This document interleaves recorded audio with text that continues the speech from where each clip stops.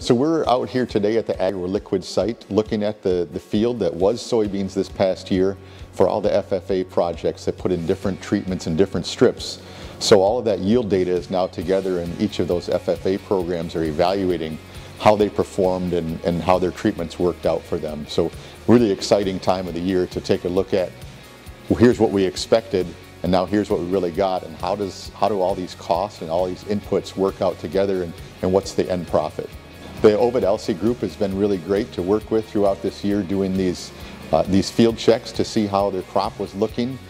They put a lot of effort into it and were really active in this, so it's really good to see them come out with nearly a 50 bushel yield on their strip, and their soybeans look good and they made some good choices this year. I think the real life scenario was really valuable to any FFA group, but this one really had a lot of interest with what was happening in the field. So they did things like evaluate the row spacing, and they made a choice of 15-inch rows, and so they're out here this year trying to figure out, do those look better than some of the other choices that other groups made. And then looking at the population that they chose, how do those look compared to some others, and just some real life things. Another thing that came up was a little bit of deer feeding through the trial. And while that's not ideal for a trial, it's a real life scenario. So it's a really good opportunity for some real life situations to come up and then figure out how do we deal with those. He told us that our results were in a good place and that we had some pretty good,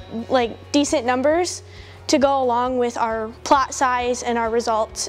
with the amount of money that we put in and the amount of money that we are getting back from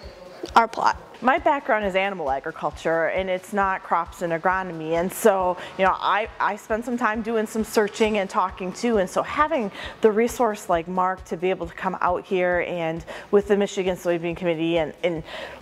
looking at the trends that we see for Michigan, for the state, and then also talking about global agriculture and the impacts that it has had has just broadened my student's mind that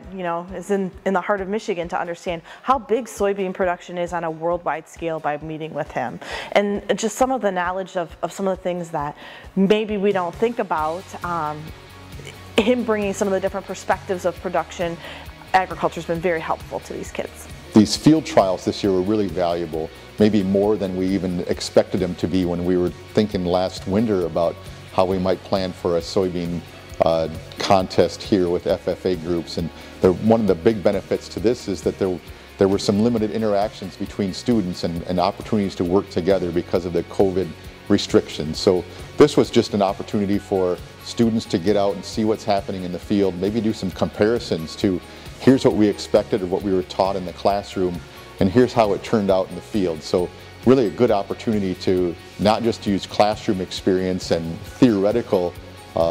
ideas of what should happen, but get out here and really be hands-on and figure out how these things turned out into real life results.